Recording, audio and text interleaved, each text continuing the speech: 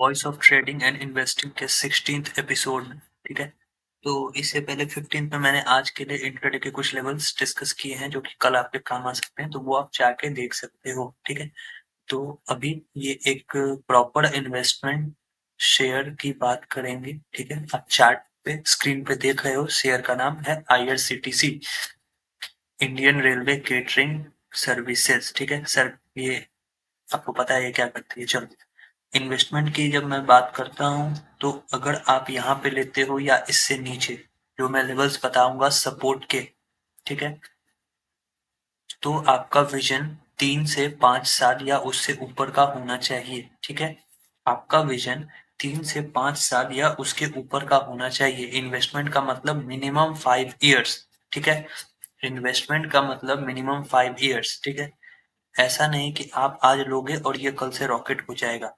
कुछ कुछ शेयर्स हो जाते हैं, बट सारे शेयर्स वैसा नहीं करते। तो ठीक है, और ये अभी अच्छे खासे करेक्शन पे मिल रहा है। कितने करेक्शन पे मिल रहा है वो अभी डिस्कस करेंगे। ठीक है, इसको डिस्कस करने से पहले कुछ मेरे क्राइटेरियाज हैं जो मैं हर वीडियो में बताता हूँ।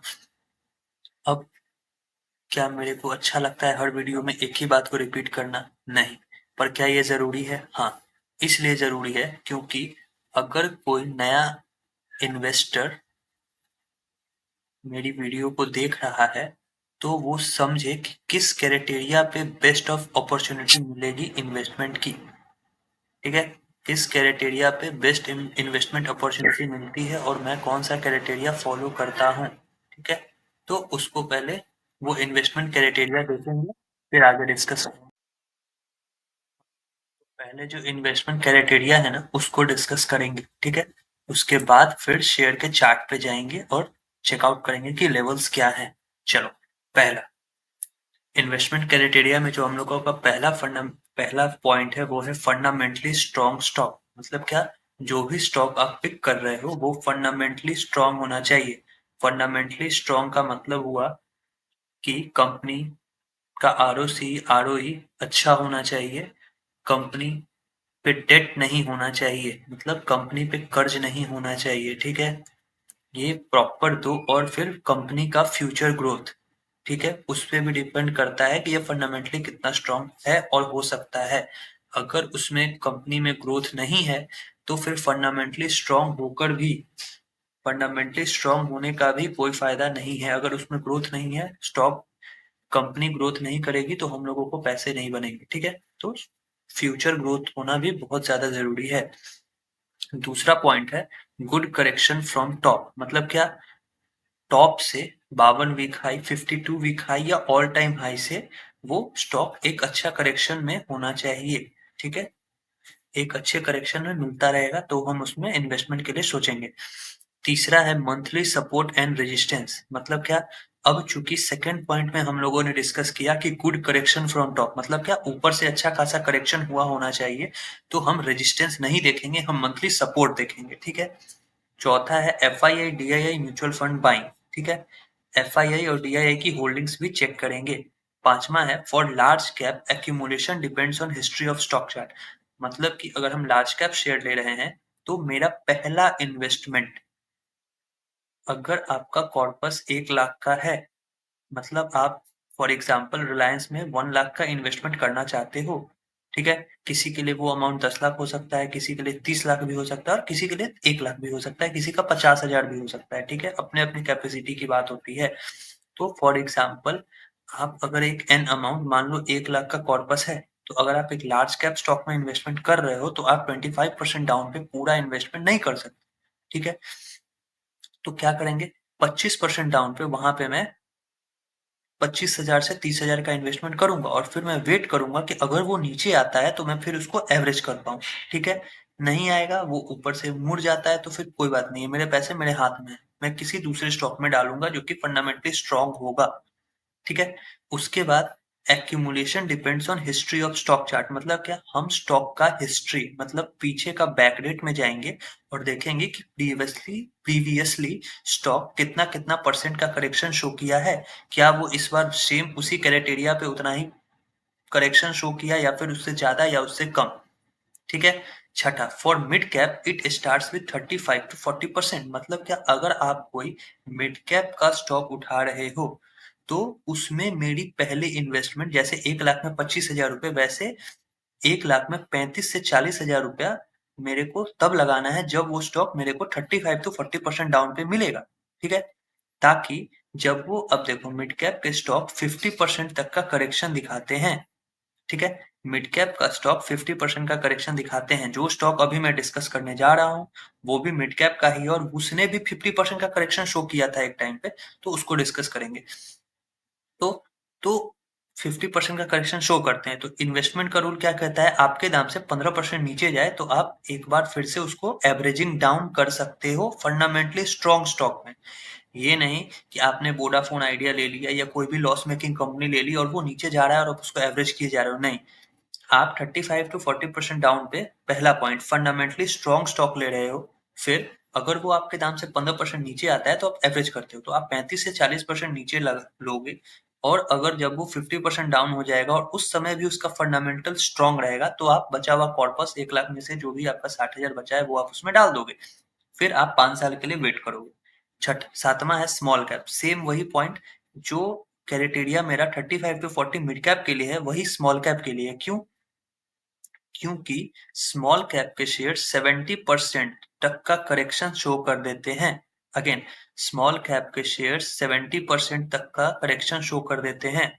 उसका प्राइम एग्जांपल मैं बताऊंगा नहीं, मैं दिखाऊंगा नहीं, मैं आपको बताता हूँ। आप जाके चेक करो अल्काइल अमाइन, बालाजी अमाइन, उसके बाद आप चेक कर सकते हो लक्ष्मी ऑर्गेनिक्स। इनको देखोगे, सारे स्मॉल कैप के शेयर है और 70% अपने टॉप से करेक्शन शो करते हैं। तो मैं 50% डाउन पे लूंगा। ठीक है, वहां से अगर वो स्ट्रॉन्ग, फंडामेंटली स्ट्रॉन्ग है तो लूंगा 50% डाउन पे। वहां से 20% नीचे आया मेरे दाम से तो मैं एक एवरेजिंग डाउन कर सकता हूँ। ठीक है, तो ये मेरा हो गया फंडामेंटली इन्वेस्टमेंट क्राइटेरिया। अब आते हैं स्टॉक पे। तो स्टॉक है हम लोगों का IRCTC। ठीक है, तो इसको सर्च करेंगे। देखो स्टॉक क्या है, 60,768 करोड़ का मार्केट कैप है IRCTC का, बोले तो। ये मिड कैप का स्टॉक है। ठीक है, ROC देखो बहुत अच्छा 53, ROE 40%, बहुत अच्छा है। ठीक है, डिविडेंड नहीं है तो फिर अगेन इन्वेस्टमेंट डिविडेंड के लिए नहीं की जाती है। मिला तो ठीक, नहीं मिला तो कोई बात नहीं, बट स्टॉक में वैल्यू होनी चाहिए। ठीक है, अब स्टॉक का ऑल टाइम हाई देखो 1148। ठीक है, और 52 वीक का लो 744, अभी चल रहा है 760। मतलब क्या, स्टॉक अपने 52 वीक लो के आसपास चल रहा है। तो हम लोग इसको एनालाइज करेंगे कि क्या ये स्टॉक फंडामेंटली स्ट्रांग है। अगर हाँ, तो इसको यहाँ पे हम लोग एक्यूमुलेशन के लिए देख सकते हैं। ठीक है, अब यहाँ देखो ये एक मिनी रत्न कंपनी है सरकारी। ठीक है, एक तरह से गवर्नमेंट ही है। ठीक है, प्लस मोनोपोली है किस चीज में, रेलवे टिकटिंग में। ठीक है, अगर आप किसी भी साइट से टिकट बुक करते हो, चाहे वो पेटीएम हो गया या फिर और भी बहुत सारे, मेक माई ट्रिप है, इजी ट्रिप है, जो भी आता है, और भी बहुत सारे साइट्स हैं, तो वो आपका टिकट बुक नहीं करते हैं। वो IRCTC के साथ पार्टनरशिप में होते हैं। ठीक है, तो इवेंचुअली आप IRCTC से ही टिकट बुक कर रहे हो। ठीक है, आप किसी भी साइट से टिकट बुक करो, वो टिकट IRCTC के थ्रू ही बुकिंग होती है। तो ये इनकी मोनोपोली है टिकटिंग बिजनेस में। ठीक है, अभी हम इनका रेवेन्यू मॉडल भी देखेंगे कि इनका किस सेगमेंट से कितना रेवेन्यू आता है। ठीक है, चलो अब पहले तो स्ट्रॉन्ग, फंडामेंटली ये स्टॉक स्ट्रॉन्ग है। अब क्या ये सस्ते वैल्यूएशन पे मिल रहा है, ये पॉइंट मैंने अभी तक इसमें इन्वॉल्व नहीं किया है। अगले वीडियो से मैं उसको भी एक और पॉइंट ऐड करूंगा, वो थोड़ी जरूरी पॉइंट है पर मैं बता रहा हूँ। ठीक है, आप लोग को स्टॉक वैल्यू इन्वेस्टिंग में क्या होता है कि आपको फंडामेंटली स्ट्रॉन्ग स्टॉक को सस्ते दामों पे, सस्ते वैल्यूएशन पे खरीदना होता है। तो क्या ये स्टॉक सस्ता है, तो वो देखेंगे। पीई रेशियो पे इसका देखो मीडियन पी 69 है। ठीक है, अगेन जिनको पता है वो थोड़े से वीडियो को आगे बढ़ा लो। ठीक है, फास्ट फॉरवर्ड, जिनको नहीं पता मैं बता दूं कि मीडियन पी क्या है 69। ठीक है, और यहाँ पे देखो इसका पी है 50। चलो, तो मीडियन पी क्या है कि जब भी कोई स्टॉक का वैल्यूएशन जब जब ये स्टॉक 69 के पीई पे आया है तो मार्केट ने इसे सस्ता माना है। अगेन, जब जब ये स्टॉक 69 या उसके नीचे के वैल्यूएशन पे आया है तो मार्केट ने स्टॉक को सस्ता माना है valuation wise. Again, valuation wise market ने इसे सस्ता माना है। तो इसका मीडियन पीई है 69 और अभी का पीई है 50। मतलब क्या, स्टॉक अपने ओरिजिनल वैल्यूएशन से कम पे ट्रेड कर रहा है। ठीक है, सबसे अच्छी बात, स्टॉक कम अपने वैल्यूएशन से कम पे ट्रेड कर रहा है, प्लस स्टॉक में अभी स्टॉक मोनोपोली स्टॉक है। चलो अगेन, अब देखो, कंपनी हैज रिड्यूस्ड डेब्ट, company is almost debt free. ये भी एक अच्छा पॉइंट है, बहुत अच्छा पॉइंट है कि कंपनी पे कम कर्ज है या फिर कर्ज नहीं है। ठीक है, लास्ट 5 ईयर्स की प्रॉफिट ग्रोथ 32% है, ये कम है। अगेन, ये अभी 32 से भी ज्यादा होती अगर स्टॉक चल रहा होता, पर स्टॉक 3 साल से एक रेंज में बैठा है तो ये कम है, वरना जब ये रिटर्न दे रहा था तो ये CAGR 40 से ऊपर का था। ठीक है, ROE 41, ROC आपने देखा, जो भी है ठीक है। अब आगे देखते हैं। देखो, कंपनी का कोई भी पीयर कॉम्पिटिटर नहीं है जिससे आप इसे कंपेयर कर सको। क्यों? क्योंकि ये अपने बिजनेस में अकेला है। ठीक है, अपने बिजनेस में ये अकेला है। अब आगे देखते हैं, ये देखो, यहाँ पे 394 करोड़ के ऑपरेटिंग प्रॉफिट थे, 63 हुआ, 75 हुआ, 73 हो गया। ठीक है, थोड़ा सा डिप है, कोई बड़ी बात नहीं है। देखो, मार्जिन्स में बहुत बड़ा डिप आया है। ठीक है, मार्जिन्स में, ऑपरेटिंग प्रॉफिट मार्जिन्स में 52% से देखो घट के ये 35% पे है। ये क्यों हुआ है और इसके लिए रेलवे ने क्या स्टेप्स लिए हैं ये मैं आपको अभी बताऊंगा। ठीक है, ताकि आगे फ्यूचर में ऐसा ना हो और ये ओपीएम मार्जिन मेंटेन रहे, उसके लिए रेलवे क्या कर रही है, आईआरसीटीसी क्या कर रही है, वो मैं आपको बताऊंगा। ठीक है, अब देखो, प्रॉफिट बिफोर टैक्स हाईएस्ट चल रहा है 417 का। ठीक है, ईपीएस देखो 3.85 है, जो कि कंसिस्टेंट है और हाईएस्ट है 2021 के बाद से। ठीक है, ये हो गया। अब आगे आते हैं, यहाँ पे देखो, प्रोमोटर्स ने कुछ हिस्सेदारी बेची है। प्रोमोटर्स में कौन है? President of India. जैसा कि आपको पता है गवर्नमेंट का शेयर है तो ये इतना होगा ही होगा इनके पास, इन्होंने बेच रखा है। ठीक है, उसके बाद एफ के पास 7% है जो कि स्टेबल है, DIIs भी स्टेबल है और पब्लिक भी 16% है। अब यहाँ पे एक चीज देखो, पब्लिक पहले 20 थी, 21 हुई, 21, 22, 21, 20, अब देखो 19 से 18 हो गई, 18 से 17, 16, 16, 16, मतलब क्या, पिछले एक साल में 4 से 5% के आसपास का माल पब्लिक के हाथ से निकला है। ठीक है, 4 से 5% के आसपास का माल पब्लिक के हाथ से निकल के DII मतलब डोमेस्टिक इंस्टीट्यूशन के पास गया है। मतलब क्या कि रिटेल प्लेयर्स, हम लोग जैसे, आपके जैसे छोटे मोटे प्लेयर्स ने बेच दिया, पर उसके अगेंस्ट क्या हुआ? उसके अगेंस्ट ये हुआ कि उसको एफ DIIs ने खरीद लिया। DIIs में कौन कौन है? LIC है, देख रहे हो ना, LIC देखो, स्टेक लगातार LIC अपना बढ़ा रही है, 10% है, 9 था, 8 था, 9 था। ठीक है, तो LIC लगातार इसमें अपना स्टेक बढ़ा रही है, तो वो इसमें DIIs के तौर पे बैठी हुई है। ठीक है, तो हमने क्या देखा, प्रोमोटर स्टेबल, FII DIIs बढ़ रहे हैं और पब्लिक कम हो रही है। ठीक है, अब पब्लिक क्यों कम हो रही है? ठीक है, उसको एक बार आप चार्ट पे देखो, मंथली चार्ट में ओपन करूंगा इसका। ठीक है, देखो, एक रैली स्टॉक में बनी। ठीक है, इस रैली के बाद पब्लिक को यहाँ पे 700, 800, 900, 1200 पे स्टॉक समझ आया कि लेने वाला है।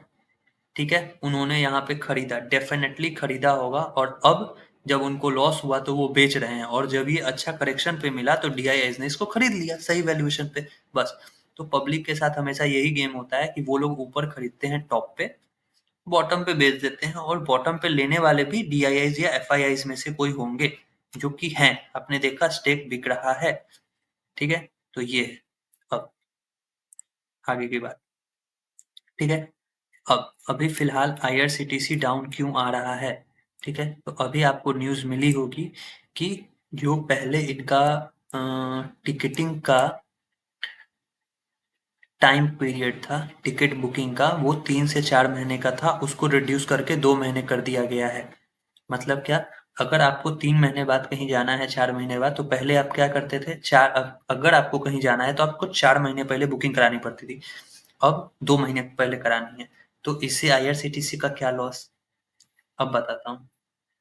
मान लो कि आईआरसीटीसी से 100 करोड़ की बुकिंग होती है, ठीक है? फॉर एग्जाम्पल, तो आईआरसीटीसी 1 महीने में 100 करोड़ की बुकिंग टिकट की होती है। तो आईआरसीटीसी के साथ क्या, चलो 100 करोड़ मत मानो यार, बहुत ज्यादा बोल रहा हूँ, 10 करोड़ मान लो, ठीक है? 10 करोड़ की बुकिंग आईआरसीटीसी के थ्रू होती है। ऑफलाइन की बात नहीं हो रही है, ऑनलाइन, ठीक है? ऑनलाइन मोबाइल से या किसी कैफे से जो बुकिंग होती है वो आईआरसीटीसी के साइट से होती है। तो होती है, तो मान लो उन्हें 10 करोड़ का रेवेन्यू आया, तो 4 महीने पहले वो रेवेन्यू आ गया, वो अपने बैंक में रखेंगे, उसका इंटरेस्ट खाएंगे, ठीक है? 4 महीने आपका 10 करोड़ आपके पास है, लेकिन अब क्या हो गया, उस 4 महीने को घटा के 2 महीने कर दिया गया। तो जो 10 करोड़ रुपए आपके पास 4 महीने पहले से आते, मतलब क्या, ट्रेन चलेगी 4 महीने बाद, पैसेंजर जाएंगे 4 महीने बाद, पर रिजर्वेशन उन्होंने 4 महीने पहले करा के रखी है, अब वो 2 महीने हो गए। तो एक तरह से इनका इंटरेस्ट से आया हुआ इनकम, जो कि अदर इनकम में ऐड होता है, वो कम हो जाएगा, ठीक है?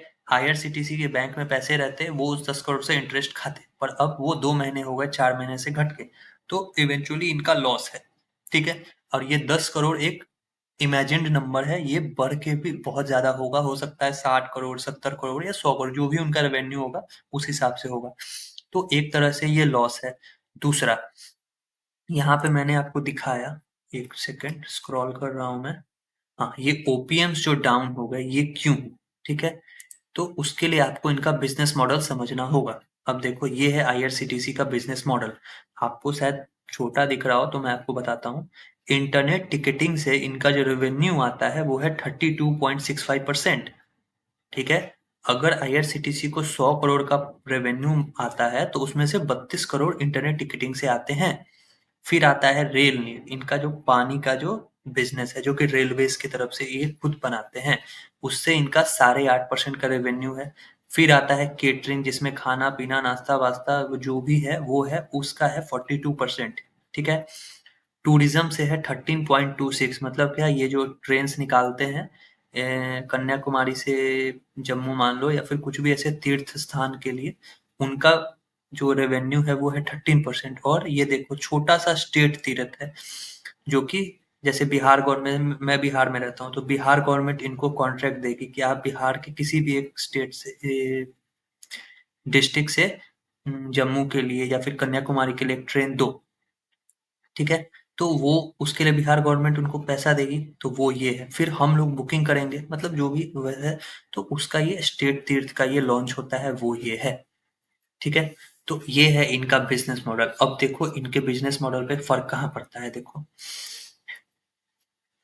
टूरिज्म ये इंटैक्ट है, इसमें कोई हाथ नहीं लगा सकता है इनको, ठीक है? जिसको जाना है वो जाएंगे। इंटरनेट टिकटिंग, इसमें कोई हाथ नहीं लगा सकता है, इनको डिस्टर्ब नहीं कर सकता है, ठीक है? और ये जो दो सेक्टर है ना, केटरिंग और रेल नीड, ये थोड़ा वल्नरेबल सेक्टर है इनके लिए। क्यों? अब देखो, रेल नीड, आईआरसीटीसी का क्या रूल था पहले, ऐसा कुछ रूल नहीं था, ठीक है? तो लोग क्या करते थे, ये रेल नीड का कितना है, 9% का कंट्रीब्यूशन है आईआरसीटीसी के रेवेन्यू में, ठीक है? तो लोग क्या करते थे, जो वेंडर्स थे इनके, वो आईआरसीटीसी से इनको कम, मान लो प्रॉफिट होता होगा या इनका कमीशन कम होगा, तो ये लोग क्या करते थे, बाहर से बॉटल्स लाके ट्रेन में बेचते थे। कोई चेकिंग नहीं थी कि हाँ क्या हो रहा है, नहीं हो रहा है, ठीक है? अब ये रूल था, पहले भी ये रूल था कि आपको ट्रेन में या स्टेशन पे सिर्फ रेल नीर का पानी ही बेचना है। पर ये कोई मतलब फॉलोइंग इतनी नहीं थी कि हाँ स्ट्रिक्टली कि यही फॉलो हो रहा है, ठीक है? आप जाते होगे तो आपने देखा होगा, आपको बाहर में किनले विनले जो भी है वो सब भी रेलवेज के अंदर मिल रहा था, ठीक है? मिलने लगा था। तो उससे इनके ऑपरेटिंग मार्जिन, भले प्रॉफिट मार्जिन जो डाउन होंगे ना, ये तो रेल नीड से कमा रहे हैं। आप अगर ट्रेन में किनले बेच बिक रहा है या फिर कोई भी और कंपनी के पानी बिक रहा है, तो फिर इसका तो रेवेन्यू डाउन होगा, ये हुआ। दूसरा, केटरिंग, केटरिंग में क्या हुआ कि इनके खाने की क्वालिटी बहुत डाउन थी भाई। टू बी ऑनेस्ट, मैंने भी देखा है, मैं कभी भी ट्रेन में सफर करता हूँ तो आईआरसीटीसी का खाना नहीं खा पाता हूँ। डॉट, ठीक है? डॉट, मैं नहीं खा पाता हूँ, यहीं पे स्टॉप। तो मैं क्या करूंगा, मेरे को अगर इनका खाना पसंद नहीं है, तो मैं एक स्टेशन देखूंगा जो एक हाई प्रोफाइल स्टेशन है, जैसे कि कानपुर हो गया, जौनपुर हो गया, ऐसा कुछ भी, वहाँ पे मैं ज़ोमैटो से ऑर्डर करूँगा, ठीक है?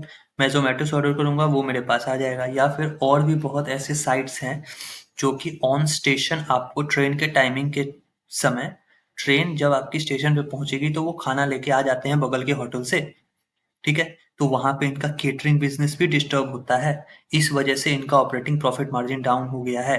ये टूरिज़्म और इंटरनेट टिकटिंग में तो कोई इनका कुछ नहीं बिगाड़ सकता, पर ये दोनों जगह ये टिप खा रहे हैं। इसीलिए अब इन्होंने जो नया रूल्स निकाला है, उसमें आप देखते होंगे कि ये काफ़ी एक्टिव है कंप्लेंट्स पे, कि अगर खाना की क्वालिटी पे कंप्लेंट आ रही है, तो ये वेंडर्स को सस्पेंड कर दे रहे हैं। कितने बार ऐसा हुआ है कि जहाँ पे वेंडर्स ज़्यादा चार्ज कर रहे हैं, ये उनको सस्पेंड कर रहे हैं। अगर दूसरे कंपनी का पानी भी बेचा जा रहा है रेल में, तो ये अगर आप कंप्लेन करोगे, जो इनका एक हेल्पलाइन नंबर है, तो तुरंत एक्शन लिया जाता है, ठीक है? अगर कोई दूसरा कंपनी का पानी बिक रहा है और आप कंप्लेन कर दोगे, तो आईआरसीटीसी है या फिर आरपीएफ आपके कंप्लेन पे तुरंत एक्शन लेगी। तो इस सब से अगर ये सब ऐसे ही ठीक चलता रहा, तो उम्मीद है कि इनके रेवेन्यूज वापस से आ सकते हैं ऊपर, ठीक है?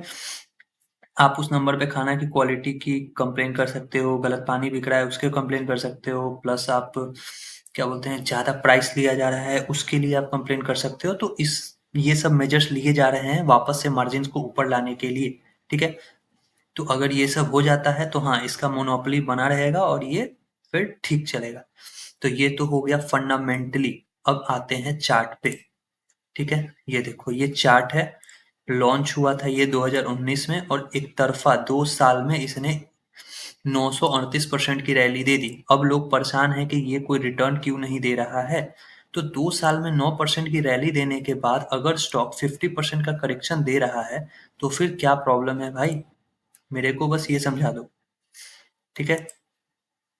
2 साल लगातार रैली करके 900% देने के बाद, अगर देखो 900% दिया, उसके बाद अगर 50% करेक्शन हुआ, तो फिर क्या प्रॉब्लम है? स्टॉक आपके अकॉर्डिंग नहीं चलेगा कि आपने 1200 पे ले लिया तो वहां से ये 1400 हो जाए, 2000 हो जाए, 2400 हो जाए। नहीं, स्टॉक अपनी चाल चलेगा, आपको स्टॉक के अकॉर्डिंग चलना होगा। स्टॉक या फिर स्टॉक मार्केट आपके अकॉर्डिंग या मेरे अकॉर्डिंग नहीं चलेगा, ठीक है? तो ये कंटिन्यूअस रैली के बाद एक इतना बड़ा कंसोलिडेशन जरूरी है, और वो हो रहा है। और ये देखो बॉक्स पैटर्न की तरह भी है, ठीक है? जिस दिन 1280 के ऊपर निकला, ये सीधा 2400 से 3000 की तरफ बढ़ेगा, ठीक है? अब देखो स्टॉक 1200 गया, वहां से एक नॉर्मल जो मिड कैप का फंडा है 50% का करेक्शन शो किया, 56 भी हो गया, ठीक है? तो एक हम इसको सपोर्ट मानेंगे, ठीक है? ये जो लो है हम इसको सपोर्ट मानेंगे, ये है मेरा सपोर्ट, ठीक है? अब यहाँ पे आप जब गौर करोगे, तो स्टॉक क्या कर रहा है?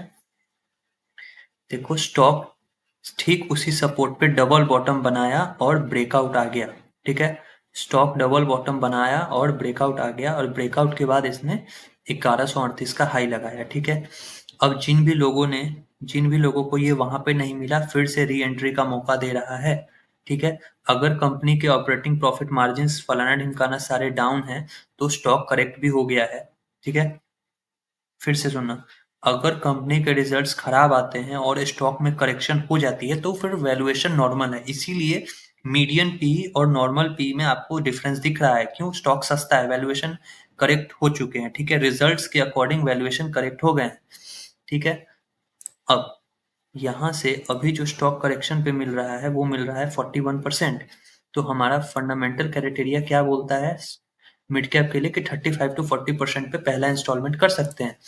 तो उसके अकॉर्डिंग ये अभी एक परफेक्ट जगह है लेने की। प्लस ये डबल बॉटम की नेकलाइन है, जो कि सपोर्ट की तरह एक्ट कर सकती है। अगेन, करेगी कि नहीं करेगी मेरे को नहीं पता, आपको नहीं पता, किसी को नहीं पता, ठीक है? पर ये कर सकती है। क्या कर सकती है?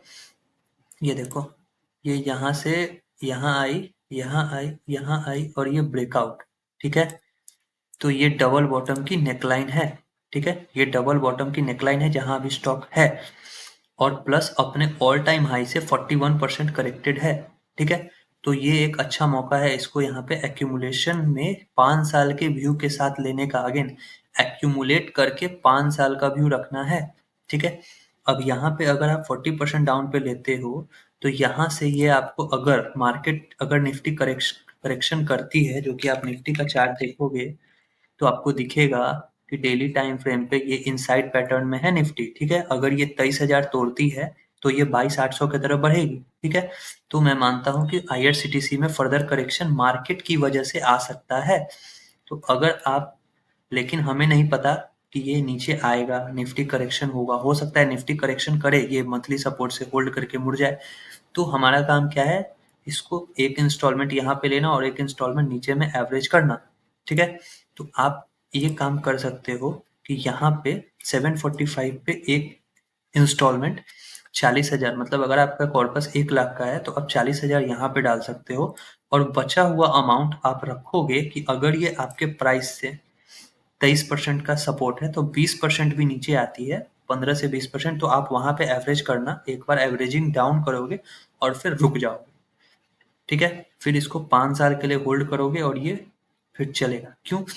ये मंथली सपोर्ट है। अब यहाँ पे लेना क्यों जरूरी है, देखो ये डबल बॉटम का मंथली सपोर्ट है, ब्रेकआउट आया, अभी आप इसको एक तरह से इन अ वे रिटेस्ट बोल सकते हो, एक तरह से आप इसको रिटेस्ट बोल सकते हो कि हाँ स्टॉक रिटेस्ट कर रहा है, ठीक है। मंथली में कितनी बार क्या होता है कि ये नीचे जाएगा 705 तक और फिर ये रिवर्स हो जाएगा और मंथली में आपको हैमर दिख जाएगा।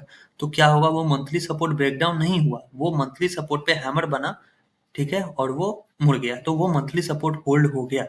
तो अब ये तो कितने नीचे कौन ले पाता है नहीं ले पाता है भाई, मेरे को नहीं, वो एग्जैक्ट कोई जान नहीं सकता है, ठीक है। तो मेरा काम क्या है कि हाँ, टॉप से 40% डाउन है तो एक इंस्टॉलमेंट डालूंगा, फिर अगर वहां मेरे प्राइस से 20% नीचे जाएगा तो मैं एक इंस्टॉलमेंट और डाल के फिर 5 साल के लिए बैठ जाऊंगा इस पे, ठीक है, सांप की तरह बैठ जाऊंगा कि हाँ इसको राइड करना है।